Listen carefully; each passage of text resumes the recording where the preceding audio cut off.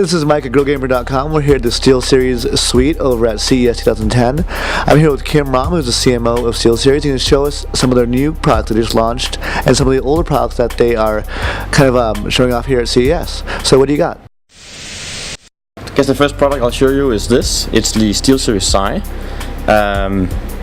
It took us 3 years to do that. This was the best we could come up with, and we just put this on the market in December 2009. So it's still a very, very new product. The cool thing about it is that it's completely driverless. It's very advanced, and everything you do, you just flip it around, and there's an LCD display. So there's a little LCD here. So there's no drivers or no? No drivers. Huh. Okay. We don't like drivers. And you can do everything on the mouse here. It will store it on the mouse, and you just unplug it, you go to another computer, plug it in, and you have all your settings with you. So the onboard memory, it stores everything.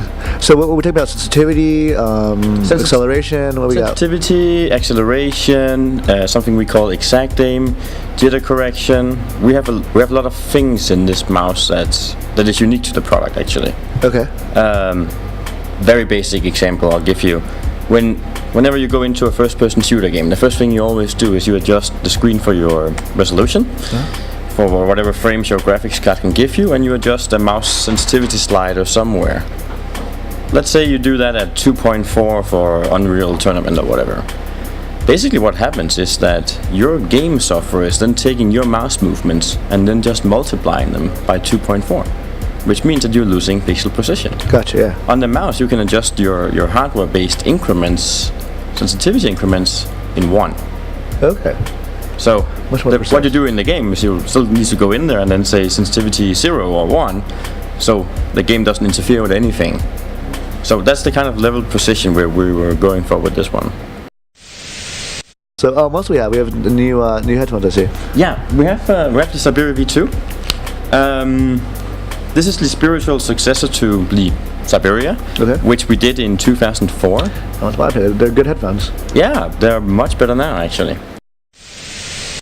Gaming has become really noisy. The tournaments are taking place at trade shows and expos on the show floor.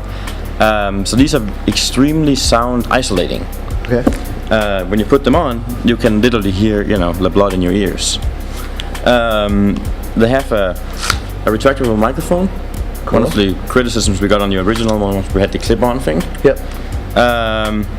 We upgraded the speaker units, the driver units. They're now 50mm. Which will give you a kapow soundscape.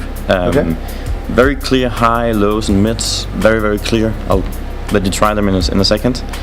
And at the same time we kept them extremely lightweight.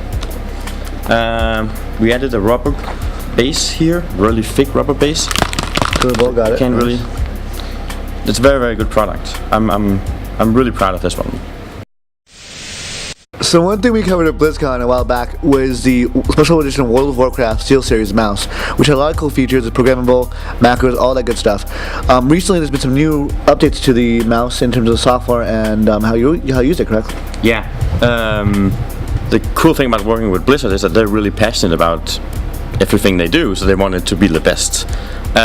So they actually put their programming team on how we could integrate driver functionality directly into the game. And they've done that. So now you don't have to leave the game. You can actually set everything up, program the 15 buttons directly from the game, and because of the way they're doing it, it's also fully compatible with Mac now. Okay, so I can get ready for a raid, I want to go change some settings and on the fly, in the game. Everything you do is from the game's menu system. Awesome, cool. Lastly, we have another oversized mousepad. This one is a little different. You can feel how rough it is. Yeah, it feels like it's almost like a thick cloth, really coarse. Yeah. We had some requests actually. Like a lot of our pads are like really finely textured, and we had a lot of emails coming in. We were like, hey, can you guys do something that's slightly more rough, and I like a little more resistance. And during the process of trying to find a surface that we felt was accurate and also would give resistance, we actually came up with this. It has one more cool feature.